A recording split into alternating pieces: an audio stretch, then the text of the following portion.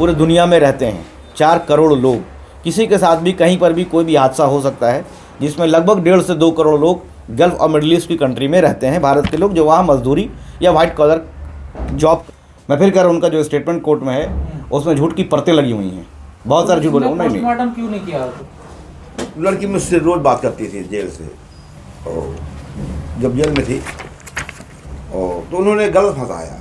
जब लड़की की मौत हुई, जब मिट्टी दे के आए तो मेरी लड़की ने वीडियो कॉल कराई कि फैज भाई को समझा दीजिए, बहुत रो रहे हैं। तो फैज की मतलब, जैसा कि आप सबको पता है शहजादी खान के केस के बारे में, ये मीडिया में तो अब आ ही चुका ही। शहजादी खान को आज इंडियन टाइम के मुताबिक 3:30 बजे और अबू धाबी टाइम के मुताबिक 2 बजे आज वहाँ उनकी तदफीन हो गई। आज उनका बरियल, उनका लास्ट क्रिमेशन आज हो गया।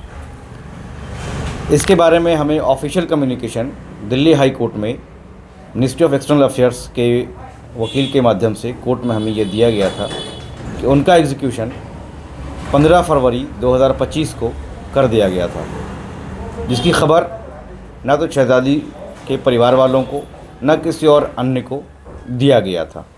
थक हार के रिट पिटीशन फाइल किया गया था, जिसमें ये चीज़ें ऑफिशियली कंफर्म हुई हैं। ब्रीफ के लिए हमने प्रेस रिलीज़ बना रखा है, वो आपको प्रेस रिलीज़ देंगे।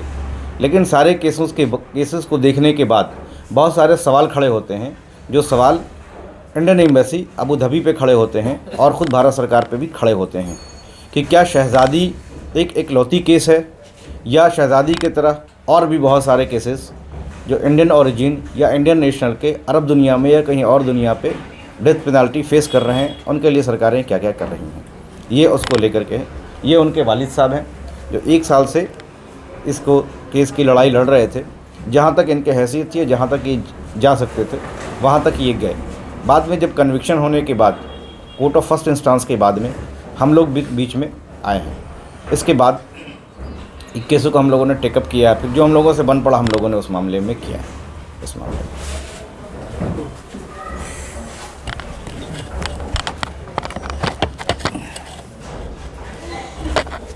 और इसका ब्रीफ ये है कि ये यहाँ से 2021 को ये गई थी। 7 दिसंबर 2022 को जिस बच्चे के बारे में ये बार बार कहा जा रहा है कि उसकी हत्या के आरोप में हुई हैं, उस बच्चे, अब हमारा ये क्लेम है कि उस बच्चे की वैक्सीनेशन से डेथ हुई है।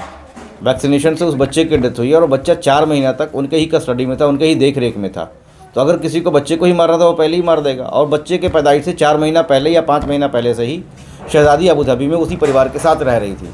इसलिए ये बार बार एलिगेशन लगाना कि हम बहुत, ये कई मीडिया चैनल ने कहा है कि उनको इस पर हुई है। कोर्ट का ऑर्डर ज़रूर है, लेकिन हम इस बात को तस्लीम नहीं करते हैं। उसके पीछे वजह यह है कि 7 दिसंबर 2022 को जिस दिन बच्चे को वैक्सीनेशन लगा था, बच्चे की डेथ उसी दिन हुई थी, एट द सेम डे। और लगा कि आपने रखा है और बच्चे की डेथ हुई है। और ये बार बार क्लेम किया जाता रहा है शहजादी के माध्यम से। शहजादी ने कई बार अपनी मदर को ये फ़ोन करके कहा है कि बच्चे को गलत दवा दी गई है, जिसकी वजह से बच्चे की डेथ हुई है। हमको इस मामले में बहुत शुरू से हमने ये बात कही थी, मैं इस बात को फिर दोहराता हूँ, इस मामले में वैक्सीनेशन की वजह से ये डेथ हुई है और ये एक बड़ी कॉन्स्पिरेसी का हिस्सा हो सकता है। क्योंकि दुबई के कानून के मुताबिक अगर गलत वैक्सीनेशन की वजह से बच्चे की डेथ हुई है तो जांच में दवासाज कंपनियां का जद में आना एकदम लाजमी था और उनके ऊपर कानूनी कार्रवाई होनी थी। और जो हॉस्पिटल में ये वैक्सीनेशन लगा था, उनके डॉक्टर, उनके नर्सेज के ऊपर में इसका दबाव और इसका केस चलना ज़रूरी था। उससे बचने के लिए हो सकता है, ये हमारा ऐसा मानना है कि नाजिया और फैज़ को इस मामले में प्रेशराइज़ किया गया या लालच दिया गया हो कि आप एक बली का बकरा पेश करो, जिससे हॉस्पिटल की, दवासाज कंपनियों की और हॉस्पिटल स्टाफ को बचाया जा सके। जिसके बुनियाद पर टॉर्चर करने के बाद इनसे एक कन्फेशनल वीडियो लिया गया है और उसके बुनियाद पर सज़ा दी गई है।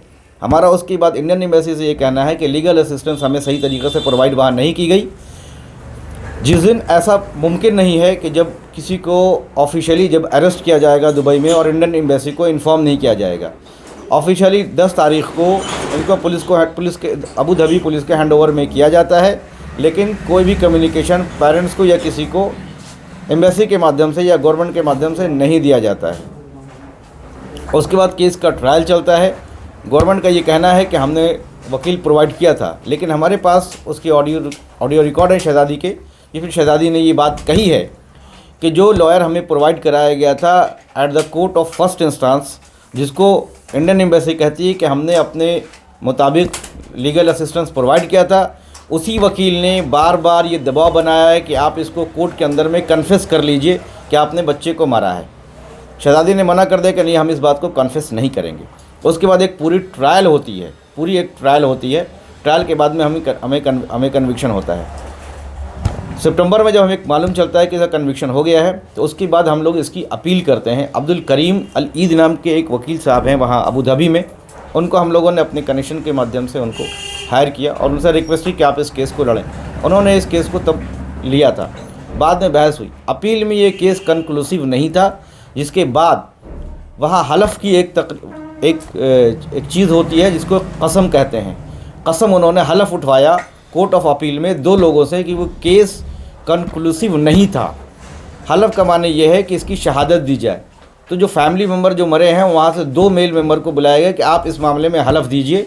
तो नाजिया के हस्बैंड फैज़ और उनके बड़े भाई नबी और उनके भाई नबील, उन्होंने कोर्ट में हलफ उठाया है कि मैं खुदा के नाम पे ये हलफ उठाता हूँ कि इसी ने हमारी बच्ची की हत्या की है। अब सवाल मेरा ये है कि जब नबील जिस दिन बच्चे की डेथ होती है 7 फरवरी 2022 को, उस दिन वो इंडिया में मौजूद थे, तो वो इस बात का हलफ कोर्ट ऑफ अपील में कैसे उठा सकते हैं कि उन्होंने देखा है कि बच्चे को इसने मारा है। और सेम बात फैज़ के ऊपर भी लागू होती है क्योंकि फैज़ उस दिन घर पे मौजूद नहीं थे। अब हमारी एम्बेसी से ये अपील है कि हमें पूरा डोजियर ऑफिशियल तौर पे, हमारे पास कुछ डोजियर है लेकिन ऑफिशियल तौर पे आप पूरा केस का डोजियर आप मुझे दीजिए। उसके बाद उसको पढ़ने के बाद हम आपको फिर एक बार अवगत कराएंगे इसमें कि इसमें क्या क्या लूप होल्स हैं। ये पूरा केस एक सर्कमस्टेंशियल एविडेंस और एक झूठ की बुनियाद पे है, जिसमें मैंने पहले भी कहा था और मैं फिर कह रहा हूँ, this is a plain extra judicial killing in the guise of judicial process in Abu Dhabi court. मैं फिर इस बात को दोहरा रहा हूँ कि this is plain judicial killing, plain non judicial killing in the guise of judicial process. हमारे वकील ने अब कोर्ट में ये बात कही थी कि जो आदमी हलफ उठाने का मुकल्लफ नहीं है, जिसको अथॉरिटी नहीं है, जो कसम नहीं उठा सकता है, आप उससे कसम ले रहे हैं और उसी के बुनियाद पे फिर हमें डेथ अवार्ड किया जा रहा है। ये मैं कहना चाहता हूँ। उसके बाद अब सवाल ये होता है कि हमने मर्सी अपील के बारे में मेल लिखा है और कितनी मरतबा मिनिस्ट्री ऑफ एक्सटर्नल अफेयर्स को और ministry of prime minister office को हमने बाकायदा लेटर लिखा है कि हमें हमारी मर्सी पिटीशन वहाँ लगाई जाए। हमने मर्सी पिटीशन बनवा करके भी भिजवाया है दुबई में। इंडियन एम्बेसी का ये कहना है कि हमने मर्सी पिटीशन लगाया है। हमारा ये मानना है कि हमारी मर्सी पिटीशन नहीं लगाई गई है। अगर मर्सी पिटीशन वहाँ लगाई गई है तो उसका रिजेक्शन ऑर्डर ज़रूर होगा। कोर्ट हमें जब डोजियर प्रोवाइड करेगी तो कोर्ट हमें वो रिजेक्शन ऑर्डर मर्सी का भी वो भी हमें साथ में दे, तो हम मान लेंगे, हमें भी तसल्ली हो जाएगी कि भारत सरकार ने हमारे लिए वहाँ पे जितनी उनसे बन पड़ा था वो हमारी मदद की थी। ये इस वक्त का टोटल तथ्य है। सर, इसमें गलती किसकी नज़र आ रही है आपको, इंडियन गवर्नमेंट की, एम्बेसी की, या फिर अबू धाबी? गलती इन द सेंस मतलब इस पूरे मामले में आपको क्या कहाँ पूरे इस मामले में देखिए गलती नहीं होती। पूरे इस मामले में ये होता है कि इन्फॉर्मेशन की गलती है। ये पॉसिबल नहीं है कि कोई बंदा अगर दुबई में अरेस्ट हो रहा है और इंडियन एम्बेसी को इसको इन्फॉर्म नहीं किया जाए। इंडियन एम्बेसी को 100% इन्फॉर्म किया हो गया। इंडियन एम्बेसी ने किसी माध्यम से परिवार को इन्फॉर्म नहीं किया। शायद ये भी कहा जा रहा है कि इसमें पोस्टमार्टम रिपोर्ट, ये बात बिल्कुल तथ्य है। ये बात बिल्कुल तथ्य है। इसमें जिस दिन बच्चे की डेथ हुई है 7 तारीख को शाम में इस बच्चे को लेकर के ये वापस हॉस्पिटल जाते हैं जहाँ वैक्सीनेशन दिलाया गया था। वहाँ ये कंप्लेंट करते हैं कि भैया मेरे बच्चे की डेथ कैसे हुई है। हॉस्पिटल स्टाफ ये बात कहता है कि आप पोस्टमार्टम करा लीजिए, जिस पे ये कंसेंट देते हैं कि हमें पोस्टमार्टम नहीं करवाना है और हम किसी भी गवर्नमेंट की एंटिटी या प्राइवेट एंटिटी को मोर्द इल्ज़ाम नहीं ठहराते हैं और इसमें हमको फर्दर इन्वेस्टिगेशन किसी से नहीं करवाना है। ये बादाफ्ता है, ये कोर्ट के रिकॉर्ड पे भी है।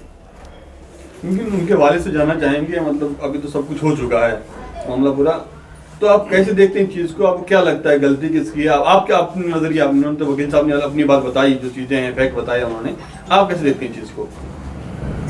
ये है कि अब लड़की मुझसे रोज़ बात करती थी जेल से, और जब जेल में थी और तो उन्होंने गलत फंसाया। जब लड़के की मौत हुई, जब मिट्टी दे के आए तो मेरी लड़की ने वीडियो कॉल कराई कि फैज़ भाई को समझा दीजिए, बहुत रो रहे हैं। तो फैज़ की मतलब जबान उसकी, मतलब अपनी जबान से कह रहा हूँ उनकी बात, तो उन्होंने कहा कि हाँ आपने समझाया जैसे तरीका है थोड़ा कि सब्र करिए बेटा ये ऐसा तो हो गया। तो उन्होंने ये कहा कि सयादी को समझाइए, वो तो 3 दिन से उसने तो पानी नहीं पिया और हमने पैदा किया उसने खिलाया। जब मैं कभी ड्यूटी से आया करता था, इसकी गोद में हुआ करता था, तो मैं लेने की कोशिश करता था तो वो मेरी गोद में नहीं आया करता था। और उसको समझाइए तुम आप बेटा खाना पीने करिए, वो अपना खुद वो भी खाने लगेगी। अब आज उनके पता नहीं क्यों उन्होंने ऐसा किया मेरी लड़की के साथ में। 2 महीने के बाद, ये नहीं कि फौरन करते तो ठीक है चलो, 2 महीने के बाद फंसा रहे हैं 58 दिन में। उसके बाद बात हुई कि मतलब उन्होंने आपकी बेटी ने क्या बात हुई, बात आपकी बेटी से क्या कहा उन्होंने कि किस लिए उन्होंने नाम लिया है, क्या वजह रही होगी इसकी? ये दिखलाई, लेकिन इन्होंने बताया कि हम रोज़ बात हुआ करती थी वीडियो कॉल में। जब 4 दिन नहीं आया, 8 दिन हम परेशान हो गए।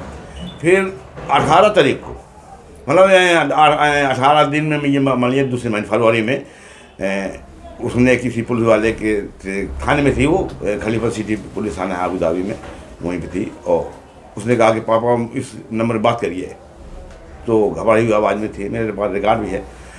मैंने फ़ोन लगा यहाँ से पूरी कहानी बताई गई, ऐसा मेरे साथ में उन्होंने किया। पहले मोबाइल छीन लिया और एक दिन खाने को दिया और टॉर्चर की, मतलब मारा। फिर दूसरे दिन नवेल ने कपड़े फाड़े कि तुम ऐसे कबूलो कि मैंने बच्चे को मारा है। तो मैंने कहा क्यों तुम ऐसे कबूल लिया था? कहा इज्जत जाने के लिए पापा बहुत वो रो रही कि सब उसने कहानी बताई। उस टाइम वो थाने में थी वो। फिर थाने के बाद फिर पुलिस वहाँ पे जेल भेज देती है। वहाँ से बाद 2 महीने के बाद वहाँ पैसा जमा करना पड़ता है। तो जो लोग मदद कर रहे हैं, वकील साहब हमारी मदद कर रहे हैं, आउट हैं तमाम लोग जो शहर जानते रहे एनजीओ वाले, तो वो पैसे जमा कराते तो उनके जरिए से हमारी बात हुआ करती थी। तो लास्ट में 14 जनवरी को फ़ोन आया, फरवरी को इसी अभी, हाँ रात में 12 बजे जुम्मे, हाँ जुम्मे दिन था, जो कभी भी आता था। पूरी कहानी बताई जो आपने सुना है वो उसकी रिकॉर्डिंग 10 मिनट वाली। दुबई कैसे गई वो जो क्या? हाँ, वो मेरी लड़की थोड़ी बचपन में 8-9 साल की, तो वो पानी में जल गई थी चूल्हे में, गर्म पानी से। ज़्यादा चूल्हे हुआ करते हैं उसमें। जब बड़ी हुई तो फिर उसका सर्जरी वगैरह हुई कॉन्फ्रेंस में, गंदी सी मिटाई हुए थे। तो उन्होंने फिर मुख्यमंत्री को देखा था 1,80,000 रुपया। तो कॉन्फ्रेंसी में डॉक्टर गुलाटी भी ने उनका वो किया ऑपरेशन। फिर जब बड़ी हुई, जब ठीक हुई तो फिर रोटी बैंक बांधने में काम करने लगी। सब गरीबों की मदद करना, राशन वगैरह, दवा वगैरह, ये उनका यही काम था। तो उस रोटी बैंक में जब जोड़ गई, जब लॉकडाउन में कोविड के मौके में जब लॉकडाउन लगा, उसी में फिर काम सब बंद होने लगे। तो अब घर में मोबाइल के अलावा क्या हो सकता है? तो बस वो फेसबुक में तो उजैर नाम के लड़के से बात होने लगी।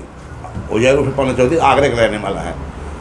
बस उसके कहने से कि वहाँ चली जाओ सयादी, और मेरे बुआ फूफा रहते हैं, तो वहाँ तुम्हारी मदद भी हो जाएगी। दिन में थोड़ा काम है और रात में अपना कहीं ड्यूटी करना, वो लगवा देंगे। इससे वो वहाँ चली गई।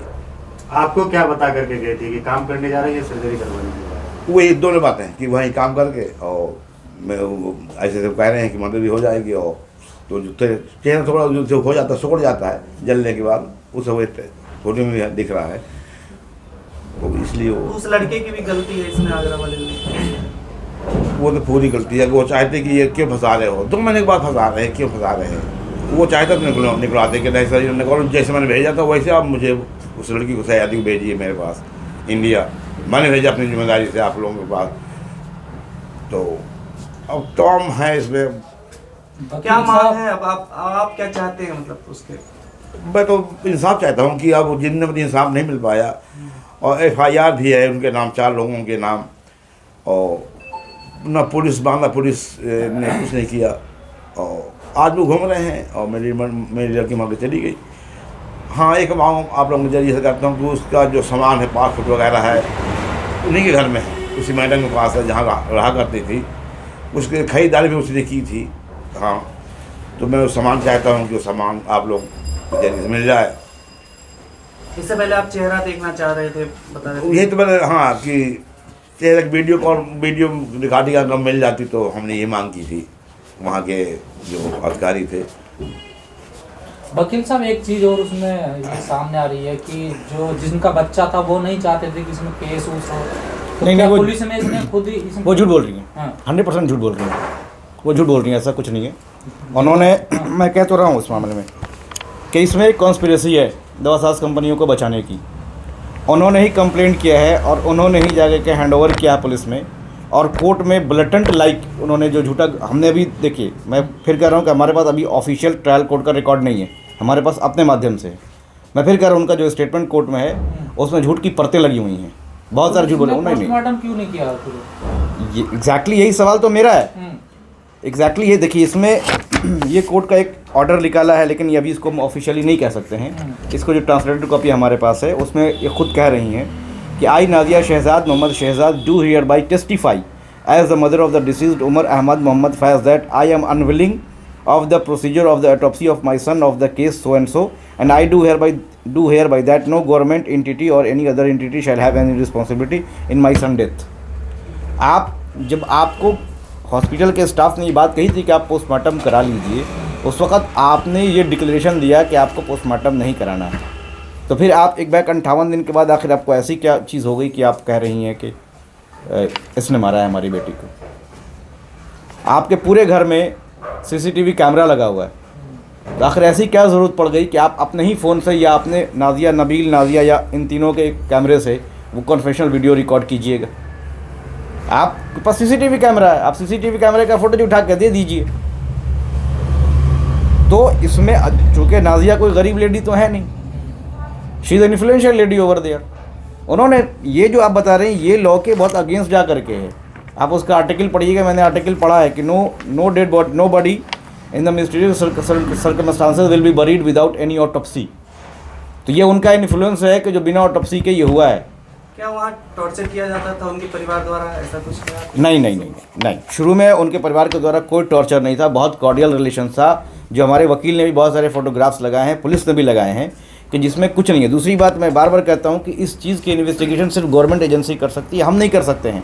जिस दिन बच्चे की डेथ हुई है 7 तारीख को आईएमओ के वीडियो कॉल पे शहजादी और इसकी माँ 4 घंटा मुस्तकिल वीडियो कॉल पे थी, और बार बार ये कह रही थी कि बच्ची जब से हॉस्पिटल से आया है बच्चा वो बहुत ज़्यादा रो रहा है, कोई सुनने को तैयार नहीं, ये अपने कॉलेज चली गई हैं, ये पता नहीं कब आएंगी। तो पुलिस ने किस आधार पर उनको अपराधी मान लिया? पुलिस ने सिर्फ उस कन्फेशनल वीडियो के आधार पर उनको अपराधी माना है और उस बात पे कन्विक्शन हुआ है, क्योंकि हमें कोई भी लीगल रिप्रेजेंटेशन नहीं मिला है। वो अपने बयान पे अडिग क्यों रही, मतलब उनके जो बेटे की माँ या बेटे के पिता? तभी तो मैं कह रहा हूँ अडिग इसलिए रही कि पीछे कुछ ना कुछ ज़रूर कॉन्स्पिरेसी है। शहजादी को मतलब मार के क्या मिला? जाहिर सी बात है, जब आपने बिना ऑटोप्सी के जब डेड बॉडी हो गई, और जब ये मामला जब पुलिस ने भी इन्वेस्टिगेट करेगी तो ऑटोप्सी रिपोर्ट तो लगी ना। आखिर इतना बड़ा प्रोसीजर लैप्स कैसे हो गया? आखिर गवर्नमेंट को क्यों नहीं मालूम है कॉज ऑफ डेथ? तो बात तो गवर्नमेंट पे उठेगी ना। तो बचने के लिए किसी को तो आप बलि का बकरा बनाइएगा ना। तो आप इसलिए अडिग रही कि आपको बलि का बकरा एक को बनाना था, वो आपने हमें बलि का बकरा बनाया। फांसी देते टाइम भी नहीं बताया, मतलब डेट पूरी छुपा। देखिए, मेरा प्रेस ब्रीफ है, उसमें बहुत सारे सवाल है, वो मैं आपसे बताऊंगा। चोरी का भी आरोप है। और एक बात, कई बार ऐसा है चोरी का आरोप लगा देती है कि चोरी करती है। जो लड़की शहजादी है, शहजादी बचपन से सोशल वर्कर है, दुनिया भर के लोग उसके कांटेक्ट और टच में थे। उसको अकाउंट में उसके काफ़ी पैसे भेजे जाते थे, जिससे वो बांदा और बांदा के आसपास ज़िलों में लोगों की मदद किया करती थी। उसके बहुत सारी फ़ैन फॉलोइंग है, ये हवा में तो नहीं हो गई। और वो फिर फैमिली कहती है 5,000 रुपये और 10,000 रुपये आप चोरी कर रहे हैं। ये दूसरी बात, एक और बड़ी इंपॉर्टेंट बात है जो मैं आपको बता रहा हूँ इसके बारे में। जब वो जेल में थी, जेल के अंदर होने के बावजूद उसने 12 से 15 लड़कियों की मदद की है वहाँ पे। कुछ लड़कियाँ उज़्बेकिस्तान की हैं, कुछ नेपाल की हैं, कुछ और कंट्री की हैं, कुछ बांग्लादेश की हैं। जो जेल में रहने जिनके पास पैसे नहीं था उनको इसने यहाँ फ़ोन किया, फिर दूसरे माध्यम से इंडिया फ़ोन आया, फिर हम लोगों ने उसकी मदद करवाई है। और उसकी जो लड़कियाँ छूट के दुबई या अबू धाबी से अपने कंट्री गई हैं, वहाँ से उन्होंने इनके फादर के पे कॉल किया है कि हमें शहजादी ने पैसे दिए तब हम आए हैं। ये उसका नेचर है।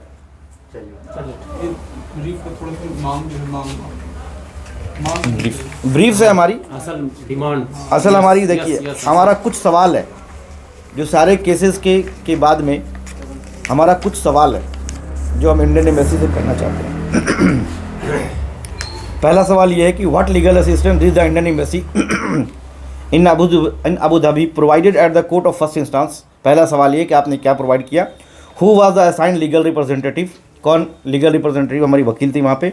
How many court appearance did this representative make during the trial, trial के दौरान में इन्होंने कितनी बार अपीयर हुई हैं हमारे केस में। हमारा कहना है कि she has appeared once. What was there demonstrated experience practice before the court of first instance, उनका एक्सपीरियंस क्या था। दूसरा डिमांड ये है कि was she arrested by Abu Dhabi authorities without the Indian embassy in Abu Dhabi being informed, क्या वो Indian embassy के बिना इन्फॉर्मेशन को उनको अरेस्ट किया गया था। तीसरा सवाल ये है कि had she been consulted by lawyer for the preparation of case at any point of time, जो लॉयर दिया गया था क्या लॉयर उनसे कभी मिला जेल में जाकर के केस के प्रिपरेशन के लिए, जो इंडियन एम्बेसी ने जो दिया था। चौथा, had she confess before the court, क्या कोर्ट में कभी उसने अपने गलती को माना, कभी कन्फेस किया। If the Indian embassy was notified and provided legal representation does it possess a case file, अगर उन्होंने प्रोवाइड कराया तो उसके पास केस फाइल होना चाहिए। And where the case documents and proceeding communicated to the family, क्या वो प्रोसीडिंग और कम्युनिकेशन क्या फैमिली को कभी इंडियन एम्बेसी के द्वारा दिया गया। तीसरा, had the embassy provided the legal assistant at the stage of appeal, क्या अपील के टाइम पे उन्होंने कोई असिस्टेंस इंडियन एम्बेसी ने दिया। ये सवाल है, इस सवाल पे विचार और विमर्श की ज़रूरत है। If the Indian embassy in Abu Dhabi had knowledge of the case from the outset, what form of conciliation meeting if any were conducted और communicated to the victim family. ये एक मेकनिज़म एम्बेसीज में होना चाहिए जहां Indian families का आपस का डिस्प्यूट हो। Did the Indian embassy forward a mercy petition और application to the government of Abu Dhabi, if so is there a rejection order for the mercy petition और एप्लीकेशन, ये भी एक सवाल है। According to Abu Dhabi's regulation, is it possible for a convicted individual to be executed without their embassy being informed और notified, क्या ये possible है कि किसी को एग्जीक्यूट किया जा रहा है और इंडियन एम्बेसी को उसी कंट्री का नोटिफाई नहीं किया जाएगा। Was the Indian embassy in Abu Dhabi notified prior to execution और was the execution carried out without informing और नोटिफाइंग द इंडियन एम्बेसी, ये एक सवाल है जो पूछने का विषय है। Was any official from Indian embassy at the time of execution, was she executed without the presence of Indian Embassy Abu Dhabi, when and on what date Indian Embassy got notification of the execution, ये भी सवाल है कि आपको कब notification मिला कि उसको एग्जीक्यूट किया जाएगा। had the Indian Embassy inquired the reason, when had the Indian Embassy inquired the reason for this delay of communication, as per Islamic law, एक और नई बात अभी बता रहे हैं हम आपको। as per Islamic law, जब किसी की मौत हो जाती है तो एज सुन एज पॉसिबल उसकी बॉडी को दफन किया जाता है। यहाँ एग्जीक्यूशन होता है 15 तारीख को, और किस वजह से डेड बॉडी को 5 मार्च तक रोक के रखा जाता है, जिसकी बरियल आज होती है। इस डिले की वजह क्या है as per Islamic rule and rituals. जहाँ आप हमें वीडियोग्राफी नहीं दे सकते हैं, हमें फोटोग्राफी नहीं दे सकते हैं, आखिर वह गैर इस्लामिक तरीके से आप 20 दिन तक हमारी बॉडी को दफन क्यों नहीं करते हैं, इसके पीछे क्या कारण है। What was the reason of this 20-day delay in burial of Shahzadi Khan, and what official reason was assigned by the UAE government to the Indian Embassy, ये इंडियन एम्बेसी को हमें बताना चाहिए। और दूसरी बात ये है कि जब इंडियन एम्बेसी ये कहती है कि हमने at the first court of first instance में हमने लीगल असिस्टेंस प्रोवाइड कर दिया था, तो क्या ये पॉसिबल है कि जब आपका एग्जीक्यूशन हो रहा हो आपके कंट्री के किसी सिटीज़न का और आपको इन्फॉर्म नहीं किया जाए और आपको नोटिफाई नहीं किया जाए। अगर आपको नोटिफिकेशन और इन्फॉर्मेशन थी 16 तारीख को नोटिफिकेशन थी, तो आखिर क्या वजह रही कि आपने फैमिली को बताना मुनासिब नहीं समझा कि आज की डेट में आपका एग्जीक्यूशन है। और ये पॉसिबल नहीं है कि एग्जीक्यूशन से पहले इंडियन एम्बेसी को नोटिफाई नहीं किया जाएगा। ये एक बड़ा मूट सवाल है। क्या दुबई में ऐसा रूल है कि बिना इंडियन एम्बेसी को नोटिफाई किए हुए कन्विक्ट कर देंगे? भाई हमारे यहाँ तो ऐसा रूल नहीं है। ये सवाल है कोर्ट के, ये सवाल है सुप्रीम कोर्ट के माध्यम से। नहीं, ये सवाल हम पूछ रहे हैं, इनकी फैमिली की तरफ से ही पूछ रहे हैं हम लोग। ये सवाल है जो हम इंडियन एम्बेसी से हमको चाहिए। दूसरी अब हमारी डिमांड है, हमारी डिमांड ये है कि provide the complete judicial record of the case officially by the Indian embassy Abu Dhabi including and specifically the order of rejection of mercy petition. हमें वो पूरा डॉजियर दिया जाए जो FIR कंप्लेंट से लेकर के जो रिजेक्शन ऑफ मर्सी पिटिशन तक है, वो डोजियर हमें प्रोवाइड कराया जाए। दूसरा, जो भी बिलोंगिंग्स शहजादी खान का है उसका पासपोर्ट, उसका फ़ोटोग्राफ्स, उसके कपड़े, उसका मोबाइल फ़ोन, उसकी और दीगर चीज़ें वो हमें हैंड ओवर किया जाए प्रॉपर चैनल से। दूसरी हमें एक चीज़ ये है कि भारत सरकार अपने लिए कम से कम एक रूल बनाए कि जब किसी इंडिया के बाहर डेथ होती है तो बिना पोस्टमार्टम के बॉडी को रिसीव नहीं किया जाए और उसको बरी नहीं करने दिया जाए। ये हमारी इंडियन सरकार से मांग है कि वो अपने देश के नागरिकों की सुरक्षा के लिए ये मांग बनाए। दूसरी चीज़, चौथा हमारी डिमांड ये है कि जो FIR ऑलरेडी बांदा में हो रखी है उसकी प्रॉपर CBI इंक्वायरी कराई जाए कि आखिर किस माध्यम से, किस बुनियाद पे, किस ट्रैफिकिंग के बुनियाद पे और क्या एलियोरमेंट दे करके इस शहजादी को भेजा गया था और इसके पीछे क्या कारण थे। दूसरा, जो एक हमारी बच्ची तो चली गई, शहजादी तो चली गई, अब ये है कि दो डिमांड है सारे भारत देशवासियों के लिए। मैं फिर भी कहता हूँ, इंडिया के 4 करोड़ लोग पूरे दुनिया में रहते हैं, 4 करोड़ लोग। किसी के साथ भी कहीं पर भी कोई भी हादसा हो सकता है, जिसमें लगभग 1.5 से 2 करोड़ लोग गल्फ़ और मिडल ईस्ट की कंट्री में रहते हैं, भारत के लोग, जो वहाँ मजदूरी या वाइट कॉलर जॉब करते हैं। तो हमारी सरकार से 2 डिमांड है। पहली बात तो ये है कि एक ऐसा प्रॉपर वेल ऑयल्ड एक ऐसा मेकनिज़म डेवलप कीजिए जो इंडियन लोगों को, अगर वहाँ उनको लीगल असिस्टेंस या असिस्टेंस की ज़रूरत होती है तो वो प्रोवाइड कराया जाए। और तीसरा ये है, जो कई बार कई केस देखने के बाद ये आया है और ये डिमांड इनकी तरफ से है कि जब भी कोई भारत का नागरिक, चाहे वो नेचुरल डेथ में या अननेचुरल डेथ में या एग्जीक्यूशन में, अगर भारत के बाहर मारा जाता है तो भारत सरकार उसको अपने पैसे से भारत सरकार वापस लाए ताकि उसका बरियल उसके अपने परिवार के बीच में हो सके। ये हमारी डिमांड। खबरों में बने रहने के लिए फोरम 4 को सब्सक्राइब करें और नोटिफिकेशन पाने के लिए बेल आइकन दबाएं।